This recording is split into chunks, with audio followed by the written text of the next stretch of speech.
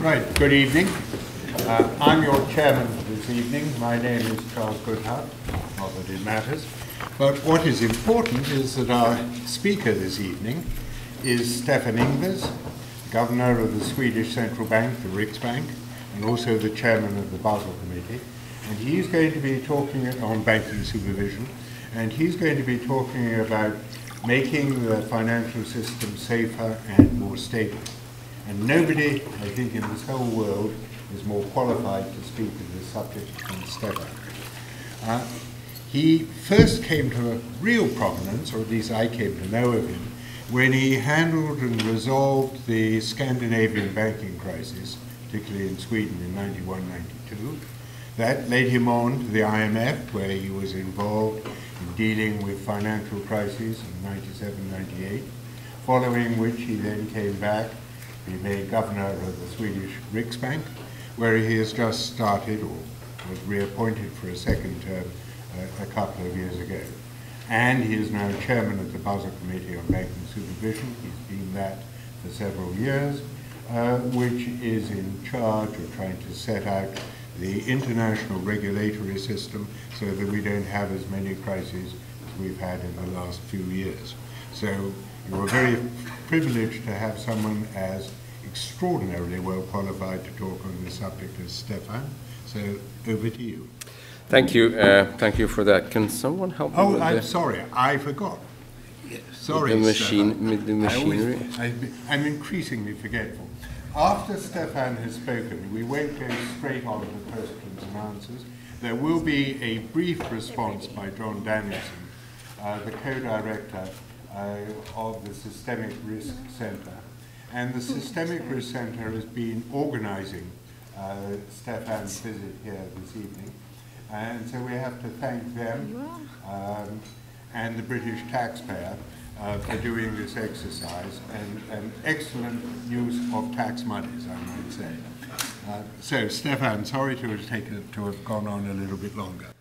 No problem, no problem. And thank you so much for giving me the opportunity to be here. And I have dealt with systemic risk for many years in many parts and corners of the world, so it's an honor to be talking about these things in a place which actually is called the Systemic Risk Center. Hopefully, though, that you never have to. I hope that you never have to deal with the stuff that I've had to deal with over the years. And I'm going to talk about why. Hopefully, we can come up with a more stable financial system going forward.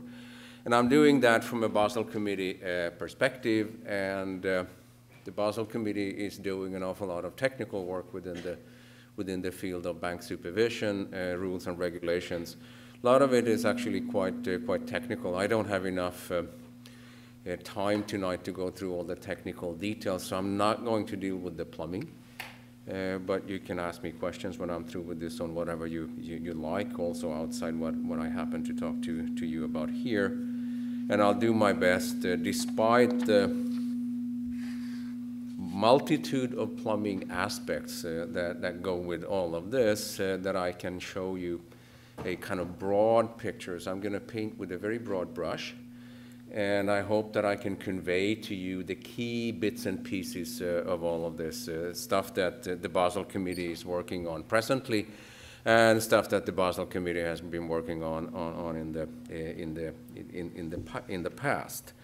So what I'm going to talk about is why Basel III. Why is it that we have made it to Roman III? And what's the content of this thing that we call Basel III in terms of putting rules and regulations in place, determining what banks are allowed or not allowed to do.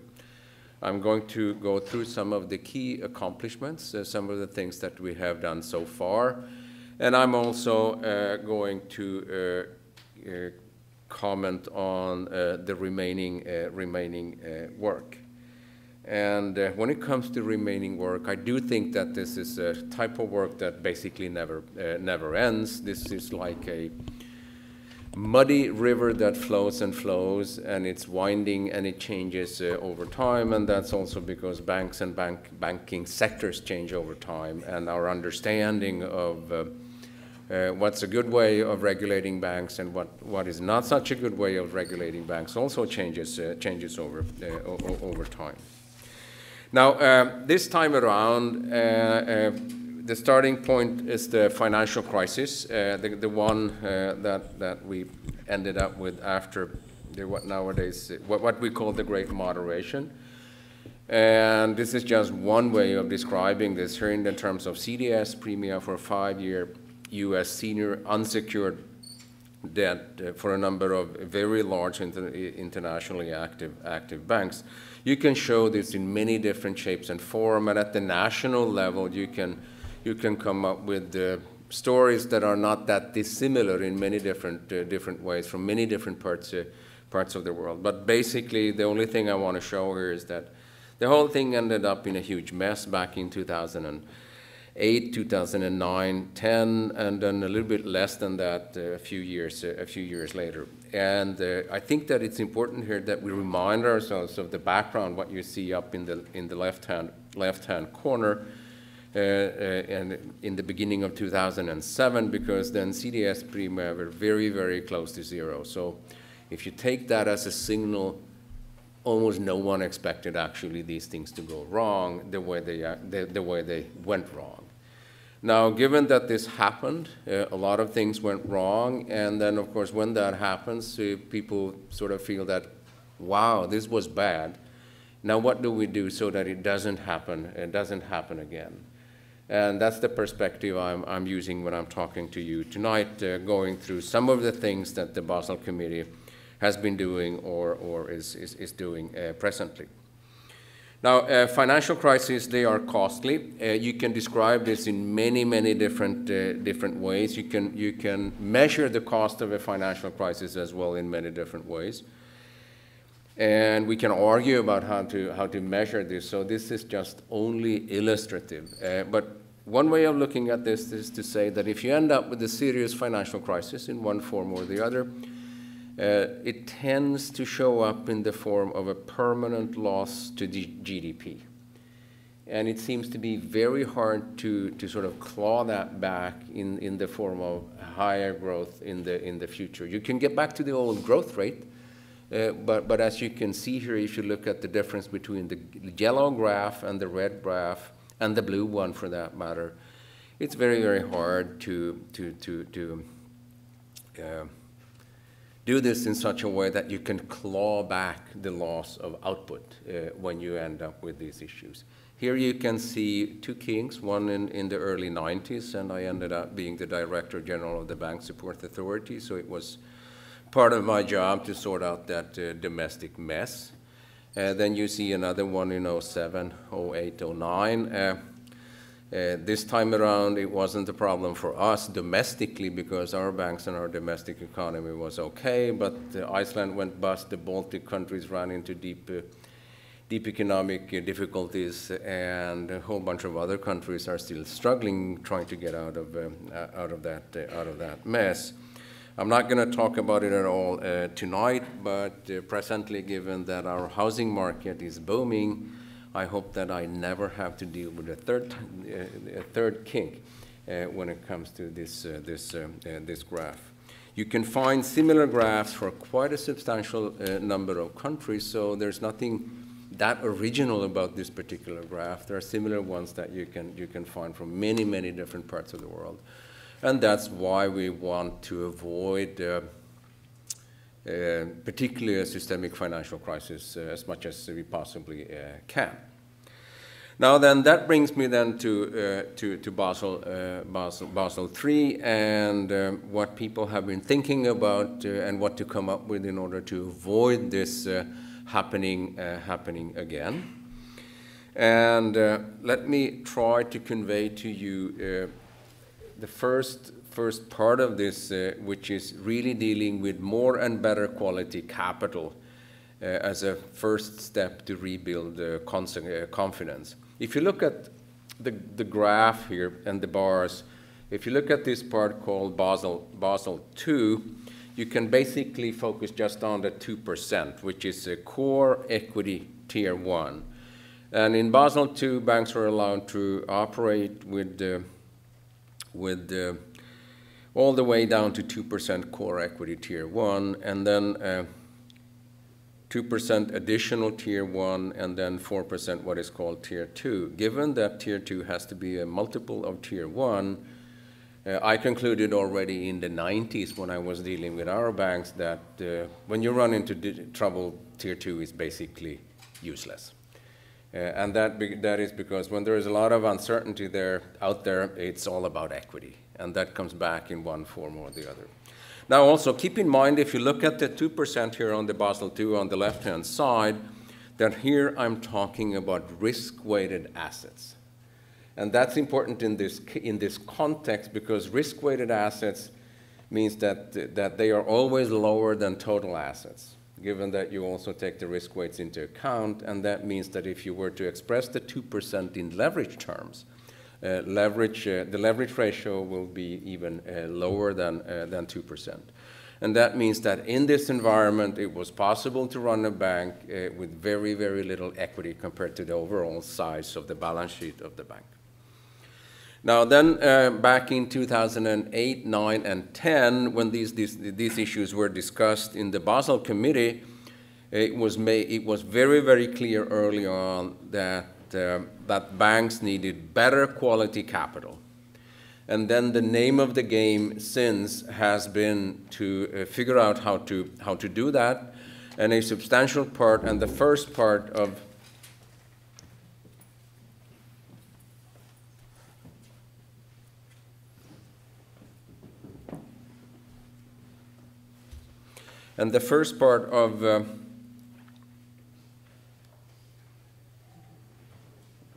I thought I had turned it off. Second try.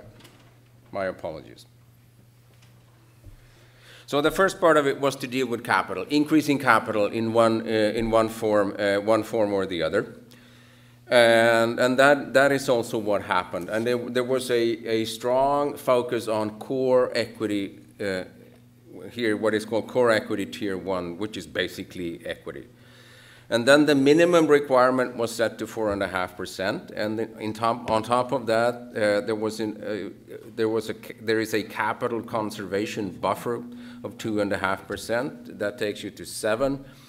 And then in addition to that, when it comes to what is called globally systemically important financial institutions, there is an additional capital charge on them. There's about 29, 30 of them, of an additional 2.5, and that takes you to 9.5. And then to the extent that credit is increasing above trend, there's also a possibility to add a bit more using what is called the countercyclical capital buffer. And this takes you all the way up to 12%. And then there are tiny parts of additional tier 1 and tier 2. So you can see here that the capital structure is actually quite different compared to what we started out with when you look at Basel II. Now, so that's where we are. And then in addition to this, these are the minimum requirements. But then a number of countries have actually chosen to go a bit higher than this, and are already at this level or above. When it comes to Swedish banks, for example, we have a requirement of 12%, excluding the countercyclical capital buffer. Switzerland and a few others have used similar approaches. So that's where we are now. In addition to this, already back in 2010, there was a discussion about the whole system of risk weights and to what extent there would be a need for a backstop in addition to this, and that's the leverage ratio. So back in 2010, there was an agreement that we would work on a leverage ratio, on a leverage ratio which back then was kind of argued back and forth at around 3%. And what has happened since is that early this year, the Basel Committee agreed on the first international, globally agreed definition of a leverage ratio ever. And it took a bit of work to get to that point, and the issue was how to define total assets and how to deal with off-balance sheet items.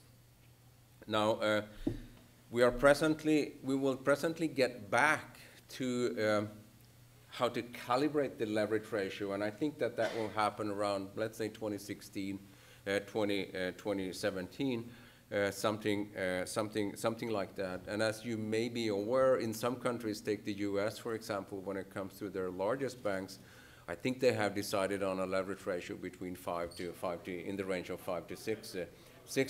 So I'd say that generally speaking, since 2010, the views on the level of the leverage ratio have changed in the sense that the numbers seem to be going up. Where we eventually end up as of, I don't know, because this is a negotiation and a discussion that we have to go through over the coming years. Now, in addition to this, together with the Financial Stability Board, there is another conversation going on for large internationally active banks called GLaC. GLaC stands for Gone Concern Loss Absorbing Capacity. That's basically saying that once the authorities have decided that this particular institution, I'm talking about a large one, a globally active bank, is gone, then you need additional loss-absorbing capacity on the liability side, something that you can turn into equity, so that you can wind down the institution in an orderly way over, let's say, a year or something like that.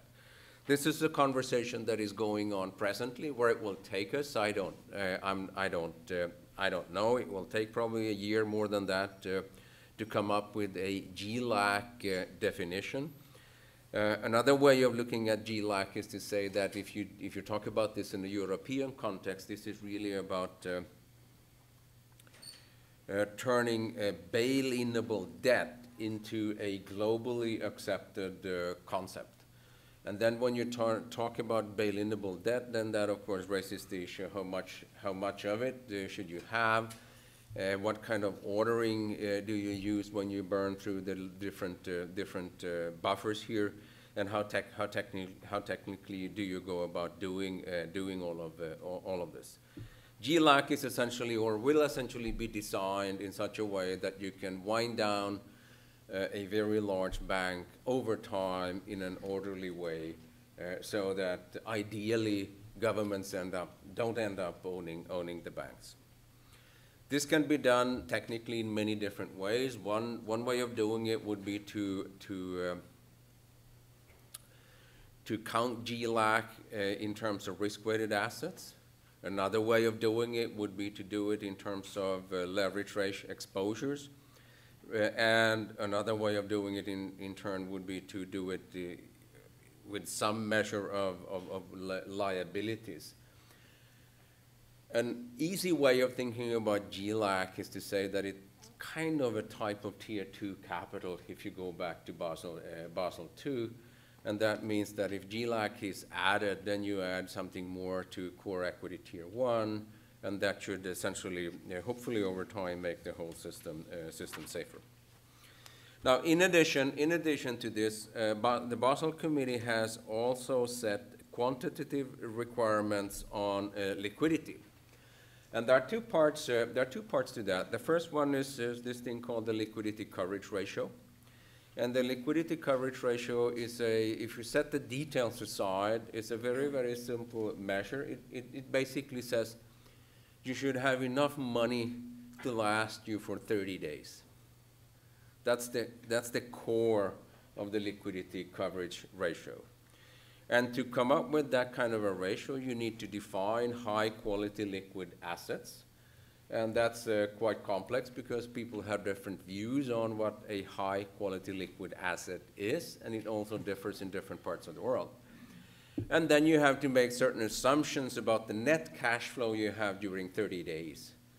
And then basically you said, basically this measure says that you should have enough cash on hand to last you for 30 days. And then you can say, well, 30 days, that's not very much. But if you, with hindsight, if you look at what happened to some of the banks that went under, they had much less liquid assets than that. What is remarkable, and Professor Goodhart, he knows all about this because he has written a thick book on the history of the Basel Committee, that it took 40 years for the Basel Committee to discuss liquidity back and forth. And for some periods, the whole issue of liquidity was more or less buried until we got to a point where we actually ended up with the liquidity coverage ratio. Now, in addition to that, presently we are working on what is called net stable funding ratio, which is dealing with long-term funding of banks. And it's basically saying that you should use your available stable funding, what you have on the liability side, in such a way that, you have more available stable funding than what you have required stable funding. Required stable funding here is what you have on the asset side. And just to give you an example, suppose for the sake of the argument that you have a lot of mortgages on your balance sheet, then it wouldn't be so good to fund those mortgages in the overnight market, so you would need more long-term available stable funding for that. Another way of thinking about the net stable funding ratio is to say that it's a kind of a weighted duration measure where it requires the available stable funding should have a duration which is longer than the required stable funding that you need. We're presently discussing how to do this, how to put this together, and if everything runs on track, as I hope it will, we hope to have finished the NSFR discussions within the committee in the course of the fall, and that means that the NSFR should be done sometime towards the end of the year. Now, let me illustrate to you a little bit what these measures are all about and how you can define a bank or a banking sector in terms of the measures that I have just talked about. And I use the Swedish banking sector as an example, but you can actually do this for any country. So there are three additional measures in addition to the capital measure. And this is what it looks like. You have the core equity tier 1 requirement. In my case, it happens to be 12%. You have the liquidity coverage ratio, which has to be 100%. And you have the net stable funding ratio, which has to be 100% or more. And you have the leverage ratio, which hasn't been decided yet in terms of the level. So here it's just 3% for illustrative purposes. So basically, if you're a bank in the future, the name of the game is not to be inside the box. That's a bad thing. And then bad things are supposed to happen to you. It's not harder than that. Now, let's take a look at Swedish banks where they were, and I'm talking about the four major banks in our system, the really large ones. This is where they were in the first quarter of 2011. As you can see, the LCR is below 100%. The NSFR is way below 100%. Core equity tier 1 is around 12, that's fine, and the leverage ratio is, let's say, around 4%. So that's where they were. Now let's go to the fourth quarter 2013. This is what the picture looks like then. The banks have increased their LCR substantially. The leverage ratio is unchanged, basically, and core equity tier 1 is way above 12%, and the NSFR still doesn't look very good. Now, what has happened here? How come core equity tier 1 went up when leverage stayed the same? Well, that's because the risk weights went down, and I'll get back to that in a few minutes. Also, when you look at the liquidity coverage ratio for our banks, most of that is actually euros and dollars because there is an excess supply of liquid assets in euros and dollars. But if you were to look at the liquidity coverage ratio defined in Swedish kroner, it is way below 100%. And on our side, on the central bank side, we have said that that's not acceptable. And we have suggested to our supervisors, we don't have supervision, that it should be as a minimum at least 60%. So this is what it looks like, and this is how you can define banking systems in any country in the future in terms of these measures that are used by the Basel Committee. So this is kind of a summary measure of defining describing what banks look like. So much about the technical aspects of this. Let me describe now a few other things that we have been up to lately. And this has to do with strengthened supervisory frameworks. There's this document called the Basel Core Principles of Supervision. And they're about 10, 15 years old. They were revised in 2012 in order to incorporate lessons from the crisis.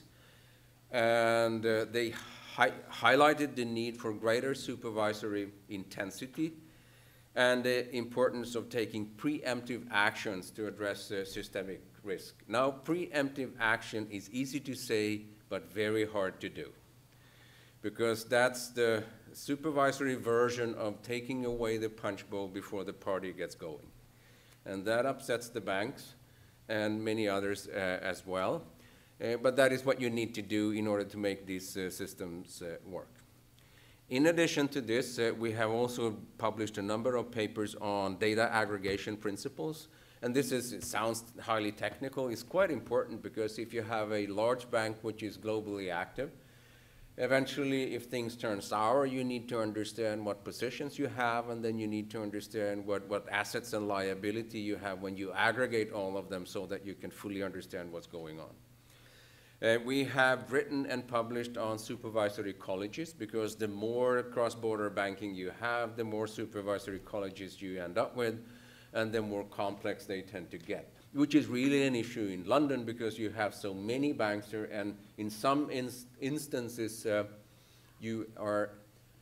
home supervisor is in London, and in a large number of other instances, London happens to be host to many, many banks. And this creates actually quite complex structures when it comes to dealing with this.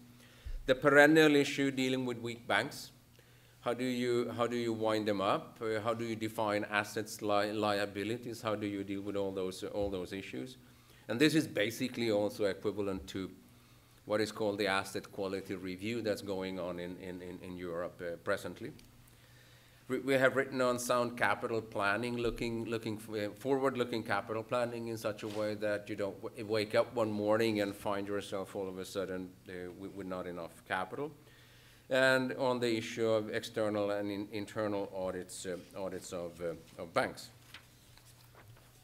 So this looks good, but there are many, many more things that need to be done. Because the Basel III package and related reforms address the shortcomings, but we need to do more. As I said, we have to finalize the net stable funding ratio. We're also presently working on revisions to the securitizations framework. This has been a long-standing issue. We have published many papers on this, and there's been many, many comments from banks and others on how to do this. As you are aware, securitization wasn't all that successful always during the financial crisis. Produced larger problems in different parts of the world. While on the other hand, there are certain types of securitizations that weren't that dangerous after all. I mentioned GLaC already, gone concern loss absorbing capital, so here we have more to do. But in addition to this, we have found, and this has been extensively discussed in the past few years, that regulation only works if it is consistently implemented. So it's not enough to have all this stuff on the books, and it's not enough to agree in Basel what to do and what not to do, but not really to deliver in terms of actually also producing a change on the ground. And here we have found unacceptably large variations in the calculation of the risk-weighted assets. And this holds both across a global sample when you look at many banks in different parts of the world, but it also holds as well when it comes to at the national level. And what this really means is that you can have two banks holding roughly the same type of portfolio, and if they use very different methods for calculating the risk weights, you can still end up with different capital requirements. And let me just show to you one very simple example, and this is probably this is just illustrative, so it's an oversimplification, but it's just to drive home the point. Suppose, for the sake of the argument, that we have two banks, A and B, and they have they hold roughly the same portfolio, but Bank A has very low risk weights, and Bank B has high risk weights. Now, in the Bank A case, given that the risk weights are low, the capital requirement ends up being 7%. And in the case of high risk weights, then you end up being below 4%. So in that sense, this really matters when it comes to particularly the minimum reserve requirement. And here, lack of comparability undermines basically the credibility of the capital ratios. And it also actually hampers recovery in the banking sector if you have problems in the banking sector. Because what happens if you can't really understand what's going on and how to compare different banks, then the whole banking sector actually ends up under a cloud. And when that happens, if you cannot understand you cannot understand the difference between different banks, because you don't understand how the risk weights are calculated and you don't understand how the risk weights are reported, then people tend to be suspicious, and that produces all sorts of difficulties for the banking sector as a whole. And here, actually, I think it's fair to say that the risk weight system has lost credibility in the past few years, and that we need to make quite an effort to correct this. Because if that does not happen, then we will slowly drift into other ways of determining how much capital banks are supposed to hold. So much about risk weights, which is a key issue. But also, as I started out saying earlier, implementation in addition to that is key. What is absolutely remarkable when it comes to implementation is that this is very new on the side of the Basel Committee to actually go to countries and check to what extent they implement or not. It used to be in the old days that it was considered to be too intrusive to go and check whether they actually did what they promised in Basel that they would do. So this has only been going on for a couple of years. How to look at this, and it's dealing with the consistency of national regulations and the delivery of comparable outcomes, particularly when it comes to risk weights. So far, we have almost 100% concentrated on capital and the capital requirements, and that is because we have been negotiating the LCR and the NSFR, and we will later settle on the level of the leverage ratio. So then what we have done is that we have put together a system called the Regulatory Compliance Assessment Program, which essentially means that we put together teams of experts that go to countries and they take a look. We have completed 7 of these assessments so far, and by the way, they are publicly available. If you want to read these things, we have done Japan, Singapore, Switzerland, China, Brazil, Australia, and Canada. And if you look at the changes that were made as part of the assessment process, over 200 changes and amendments have been made when some of these countries were not quite in compliance with this document that is called the rules text that defines what Basel III actually at the technical level looks like. Presently, we're working on the EU, the US, Mexico, and Hong Kong, and we hope to publish the US and the EU assessments in the course of the fall. Before the end of 2015, we'll do another 4, India, South Africa, Russia, and Saudi Arabia, and by the end of 2016, we will be through the whole lot. But then I'm only talking about the Basel Committee member countries and jurisdictions. The IMF has, I think it's 185 member countries or something like that. So there are very, very large parts of the world that are not really included in this at all. So it will take forever if we want to do the assessments in the whole world. And by then, we're probably into Basel 4, 5, or 6. So this will just go on and on and on and on.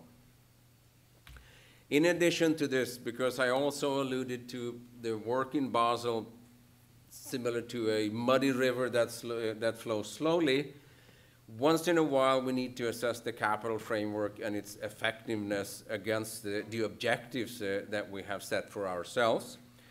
And that is, we want these systems to be simple, transparent, risk sensitive, and comparable. Now, if that is really the case, time will tell. And that means that once in a while we need to take stock of the whole thing and ask ourselves, did we end up where we wanted to end up? And this is a kind of a long-term project that we should do periodically. And this holds particularly when implementation matures and when banks and markets also evolve. Because when you do these things, when you negotiate these things at the global level, there is no way ex ante of knowing whether these things will work the way they were intended or not. So in that sense, there's a perennial need to discuss these things and make a few adjustments here and there. So then let me conclude. Basel III has targeted the key weaknesses that were identified by the crisis. Some of these weaknesses had actually been around for a long time, so you can also go back in time and find them before the crisis that we went through a few years ago. First one, the most important one probably, is dealing with the quality and the level of capital. The second one is dealing with unstable funding profiles, the LCR and the NSFR. Third one is dealing with weaknesses in risk management and supervision, how you actually go about doing these things. Third issue is to look into to what extent all of this is consistently implemented all over the world. Now, what we need to do in addition to finalize the job is to finalize the outstanding regulatory reforms that I talked about. We need to continue the implementation and the monitoring of all of this. And it's important that we do this in a transparent way so that all of this is publicly available, so that those who are interested in this type of work can look at what comes out of it. And we need to seriously address the problem of unwarranted risk-weighted assets variability. Because if you can choose, if there's a perception out there that you can choose the risk weights on your own in a way that is most favorable to yourself as a bank, then we do have a problem. And we need to discuss, and we will discuss probably for many years to come, how to deal with that issue so that we regain credibility to the RWA system.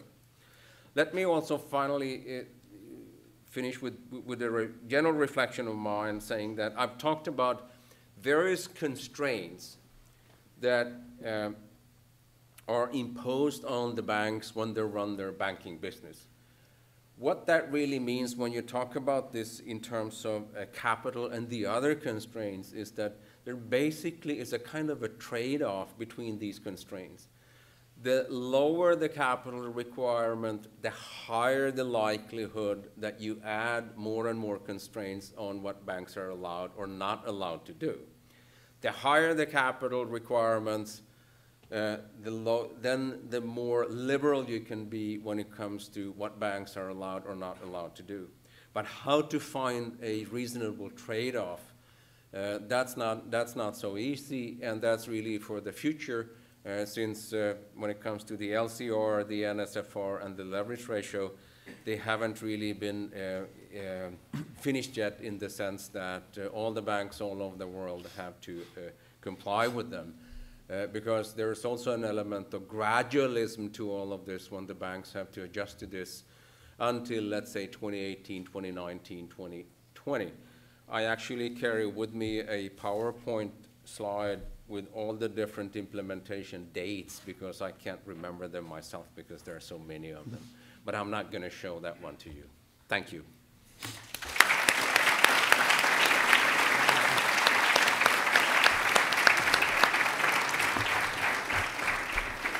Right, John Danielsson will now give a short response. Stefan has one of the most important and difficult jobs in the world. How can we declaw the financial system and simultaneously allow the financiers enough room to participate in economic growth? Now, this balance between safety and risk-taking has always been and will always be a key challenge to regulators, and invariably, no matter what they do, they will be criticized. Now, I can hardly think of a better pedigree for the job than that of Stefan.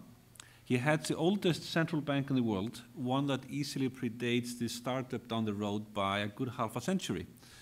The Riksbank has an impressive record in monetary policy and did set the gold standard for its crisis response in the early 1990s. Stefan therefore had an institution with an institutional memory and reputation for successfully handling the two main tasks of central banks, monetary policy and financial stability. Now, this dual experience is needed because the Basel Committee faces difficult challenges when designing the post-crisis regulatory system.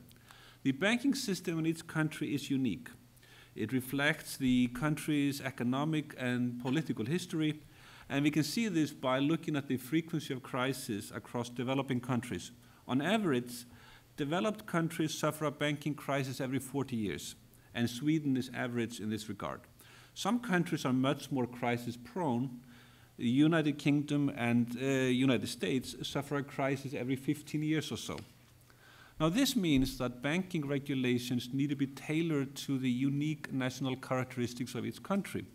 However, the reason for the work of the Basel Committee is that banking is international, so that we also need international regulations, and to avoid the regulatory arbitrage, the regulations need to be uniform.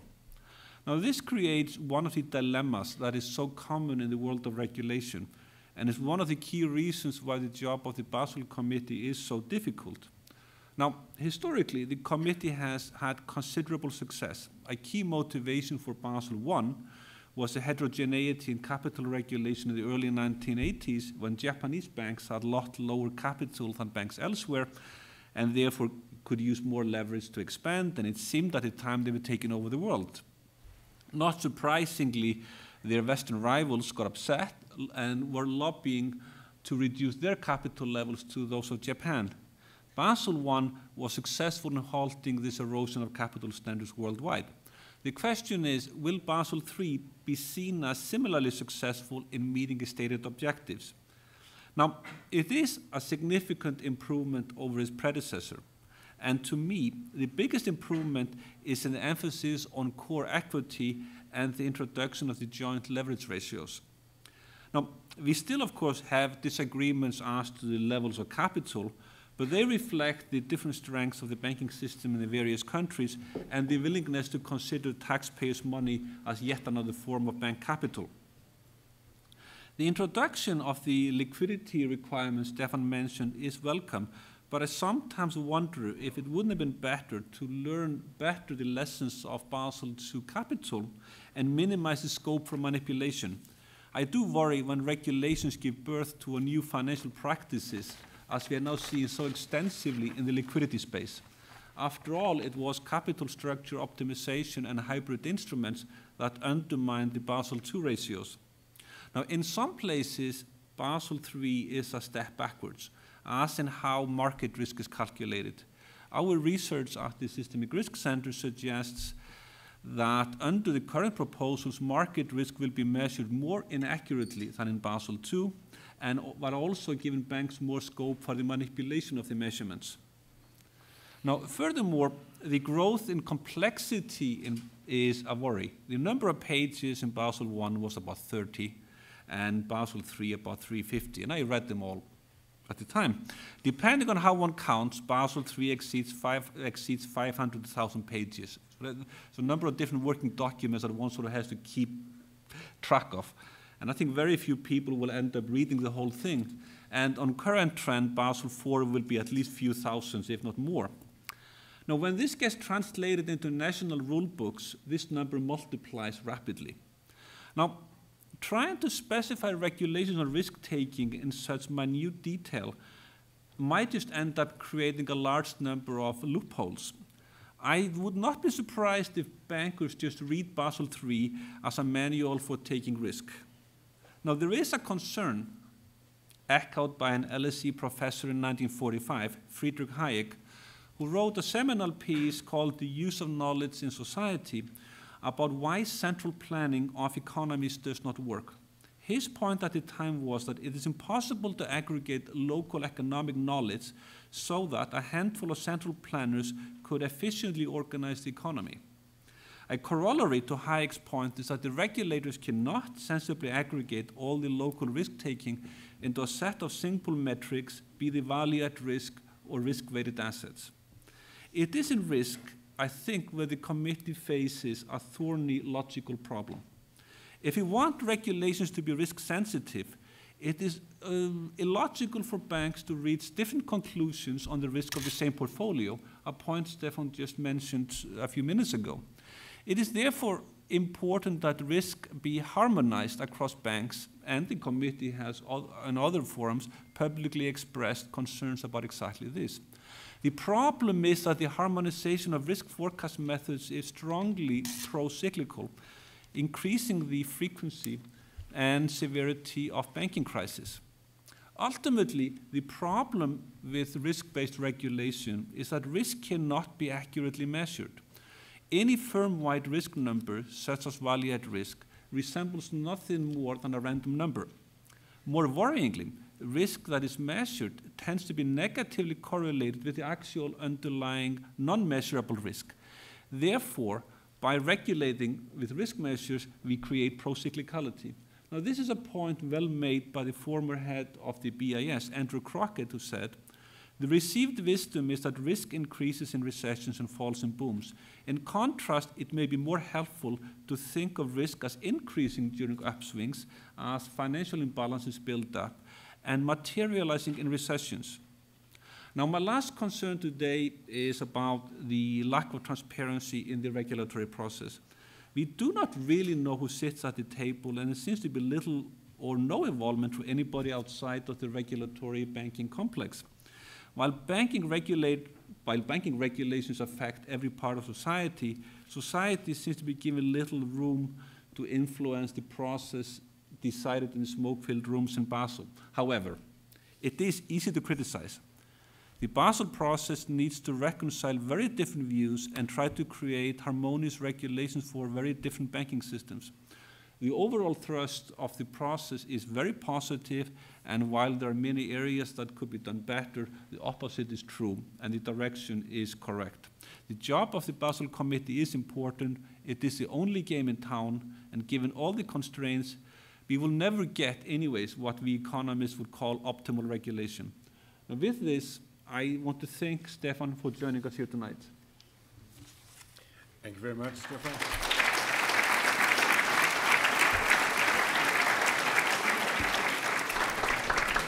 Stefan, do you want a quick response? No, if you keep, I mean, the whole issue of pro-cyclicality is kind of it's a perennial issue that has been with us for a long time, and it's hard to deal with. One way of dealing with it is to make sure that banks have more capital than they had in the past, because then at least in the downturn, you can manage the downturn more easily compared to if there is not enough capital. On the whole issue of risk weights, the issue is what to do, and one can do that in many different ways. One way of dealing with it would be to put in constraints on the type of models banks are allowed to use. Another way of doing it would be to put in floors so that you can't go below X, but it's too early to tell which way we will go. When it comes to transparency, we're working on that, and transparency has increased in my view substantially over time. And when it comes to these documents that we produce, and we produce hundreds and hundreds of pages, we can argue whether that's a good thing or not a good thing. But the vast majority of those documents are actually publicly available at one stage or another.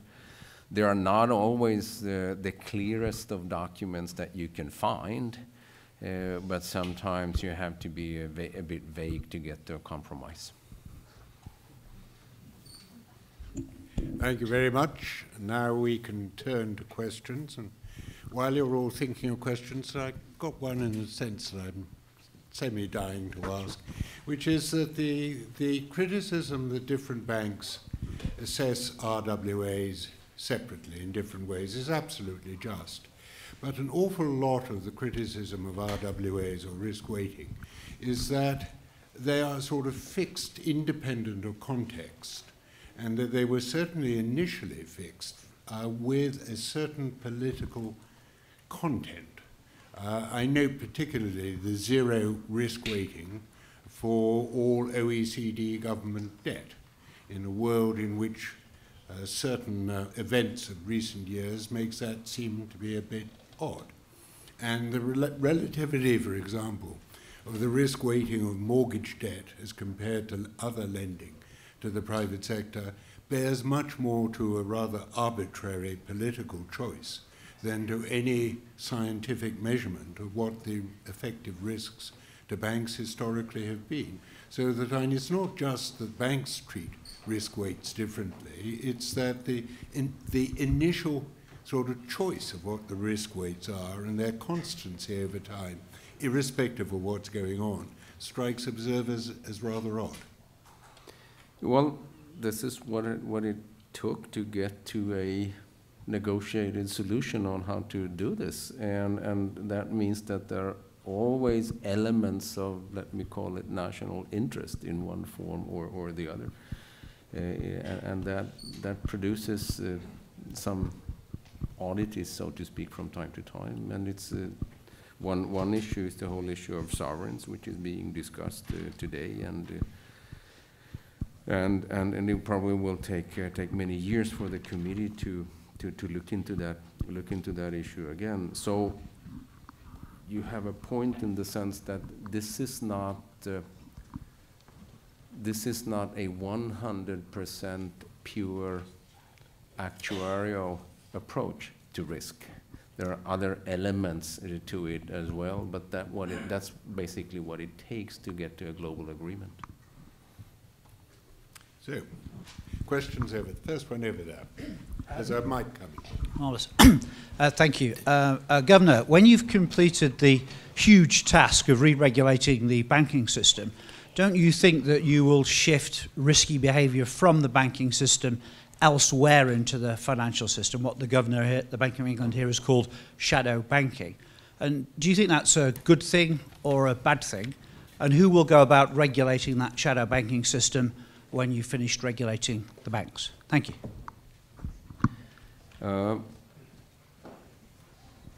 It all depends, because if you tighten the rules on the bank side, then some of the business is likely to move elsewhere. But the key to it then is to make sure that it doesn't sort of come back to the banks through the back door in one way or the other. And from the Basel Committee's perspective, the way we have dealt with the whole concept or issue of shadow banking is to make sure that if banks lend to shadow banks, if I express it that way, then the capital requirements have to be high enough so that you don't end up with a situation which has happened many, many times in the past, that you think that the whole thing is outside the banking sector. But when things go wrong, then all of a sudden everything kind of feeds back into the banking sector in one form or the other. But this doesn't really mean that there may well be financial sector activities that produce good value for society, despite the fact that they are not on the books of the banks. Now I get it. Ah, at the back.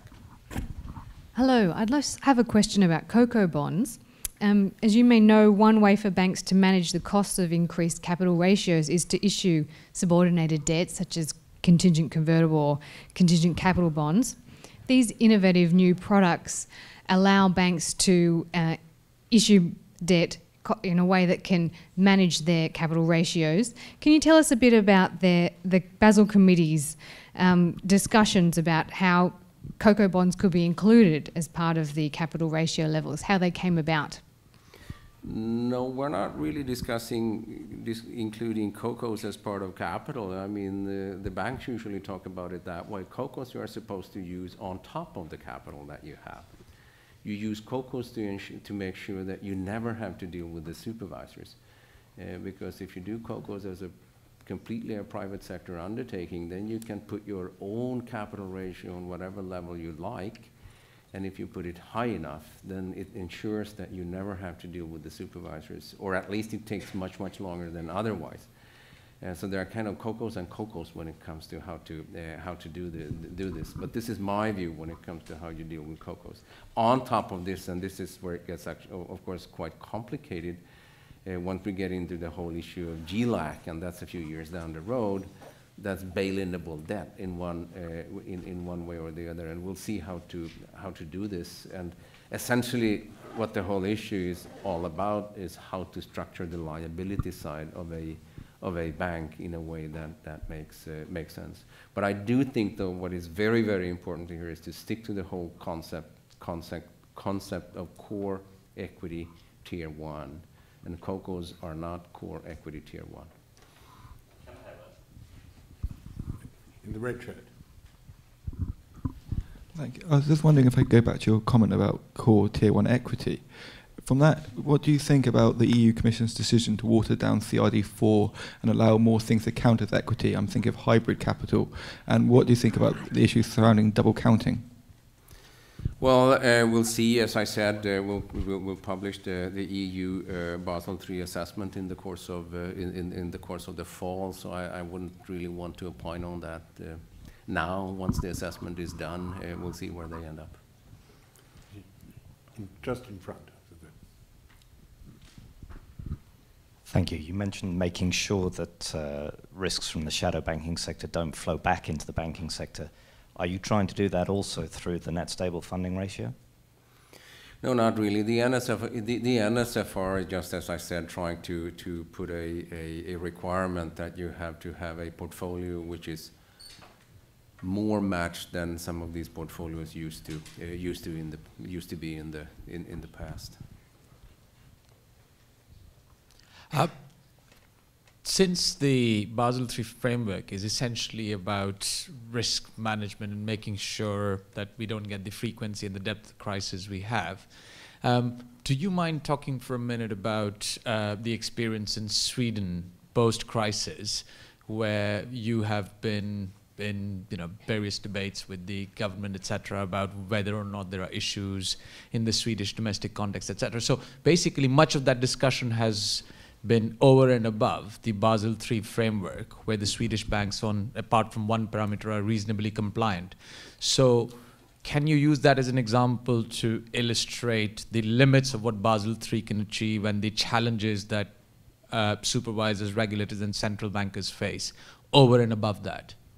Well, that brings us into maybe a kind of a different lecture, because that's dealing with this old, but now with modern words, concept of macroprudential supervision, and who's supposed to say no, and for what reason, and do you say no early enough in order to ensure that the system stays safe and stable. But then we're getting into a whole bunch of issues that go way beyond Basel III. The only thing that kind of touches on the issue that you're raising here is the countercyclical capital buffer.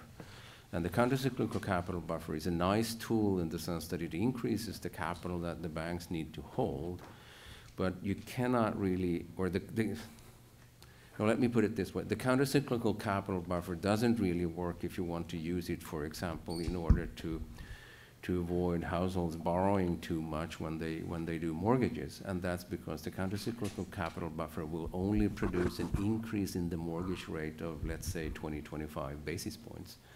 So if households are borrowing too much, you need to go beyond actually what is in Basel III to get a handle on that. Up at the top. On the subject of capital requirements, could you speak a little bit about the capital requirement ratio itself, the idea behind bringing down the hammer in terms of higher capital requirements would be to have that buffer, but banks could also just decrease loans. And could you speak to that fact, especially in the context right now of Europe, where the issue is really that there's a decrease in lending? Could you speak to the issue of where these high capital requirement ratios might hinder that, or if there is any type of you know, sort of, what do you call that, sort of a trade-off?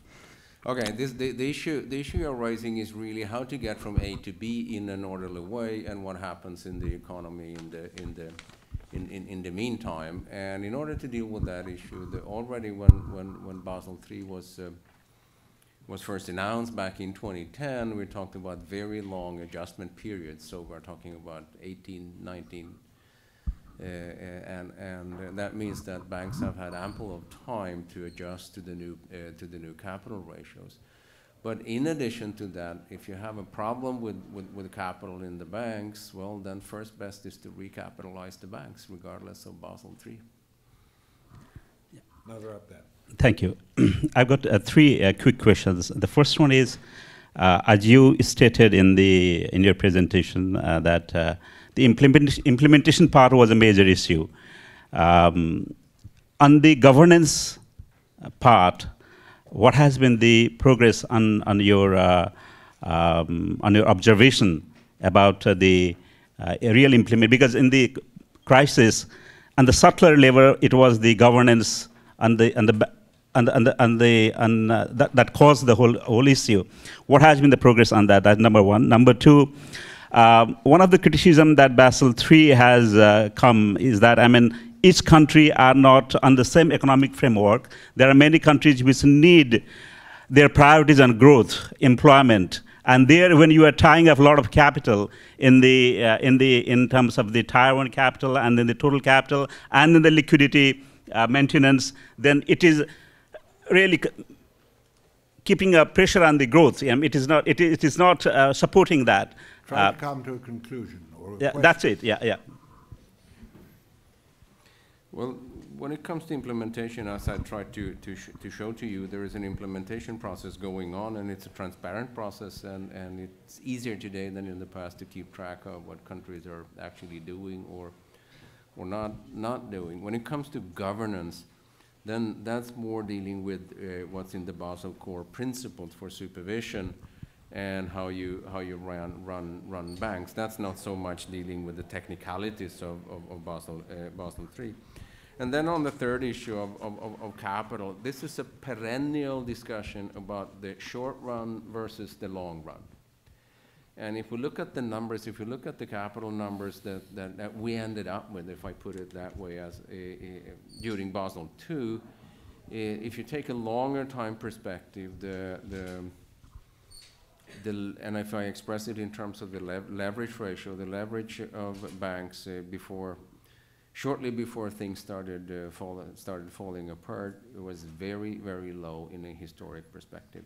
Because if you have a leverage ratio of, let's say, 1%, there's not much capital in those banks. So there was a need actually to increase capital in the banks in one way or the other. But when you do that, nothing in life is for free. So you always have this trade-off between the short run and the long run. I thought that was a really interesting talk, but there are two issues that others have raised that I would be very much welcome hearing your take on. The first is, it is my and many other people's experience, particularly in ecology, that more complicated things are more fragile, and that essentially is the main theme of Andy Haldane's Dog and the Frisbee. And I wonder what you think of that. And secondly, if I could put on top of it, I don't know whether you've read the essay that Benjamin Friedman wrote a couple of years ago, in which he made an attempt to assess the growth of, as it were, rent-taking within the system. He tried to make an estimate of the total cost of running the American banking system as a ratio to all profits earned in America, and showed that from 30 years ago to 15 years ago, it doubled. And then it was in the way to doubling again before it fell apart. And he basically said, what we want is a fundamental reappraisal of how we allocate capital efficiently in a free market, which doesn't have a lot of relevance to much of these fancy instruments. I hope you don't think that's a silly question, but I'd love to hear the answer. No, not at all, Lord Mayor. Very deep questions, and is complicated more fragile? Well, banks do complicated things. Banking is much, much more complicated today than it was in the past. And what we try to do is to come up with a kind of a compromise, in the sense that we say, okay, we have the system with risk weights.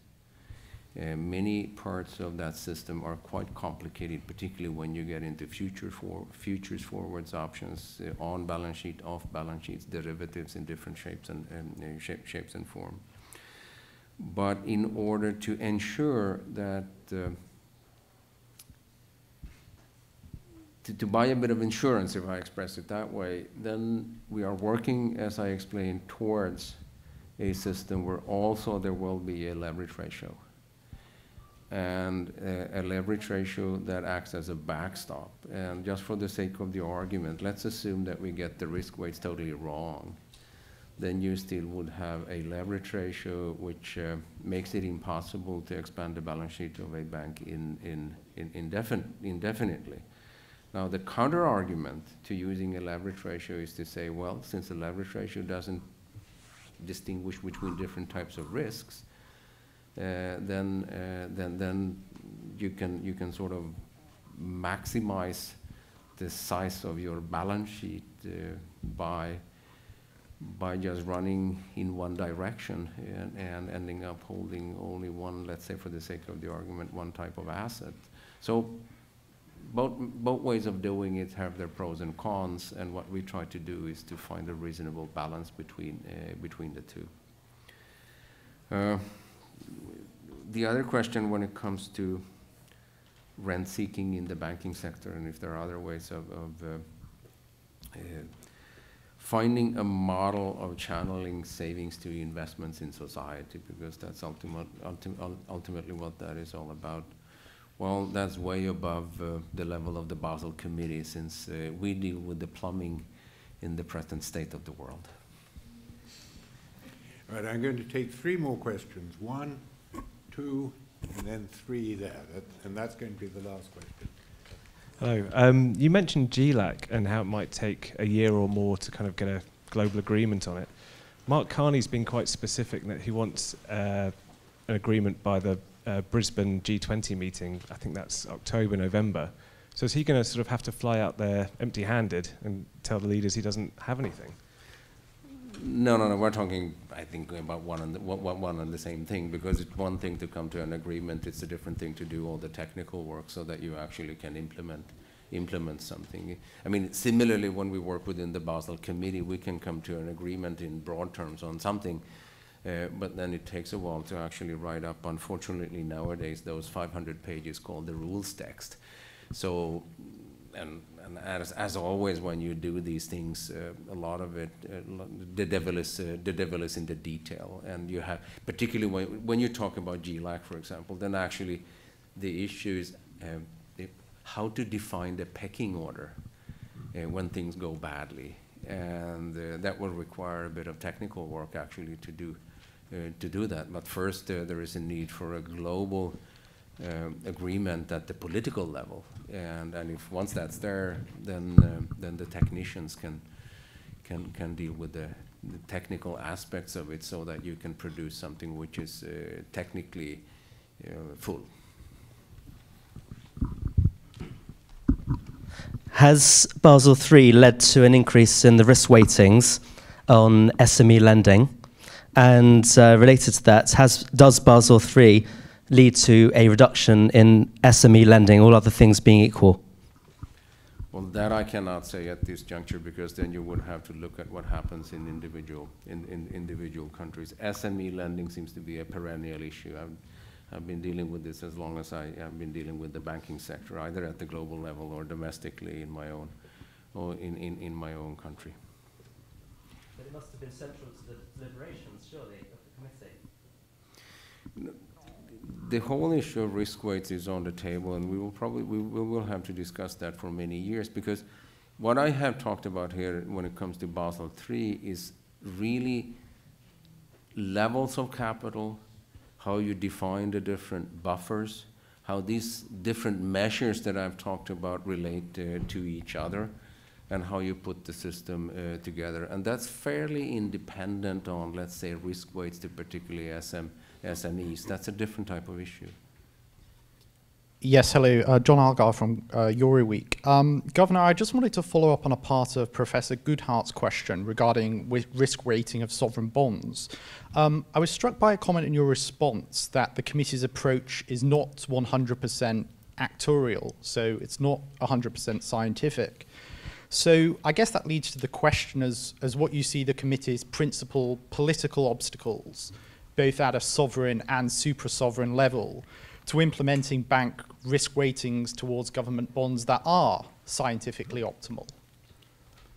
Well, in the real world, there are many countries and many different views, and then you discuss for years and years. As I mentioned when I talked about the LCR, it took 40 years of conversations before we actually ended up with an LCR. So there is no such a thing as absolute purity when it comes to doing these things, because there are different interests, as always, when you talk about things at the global level, and then you have to do your best to get to a negotiated agreement, because to have that kind of an agreement is probably better for the world compared to having nothing at all. There may be no such thing as absolute purity, but you came very close to absolute transparency. So, and you've gone on answering questions for a very long time, brilliantly so. So may we thank Stefan again for an excellent evening. Thank you very, very much. Thank you.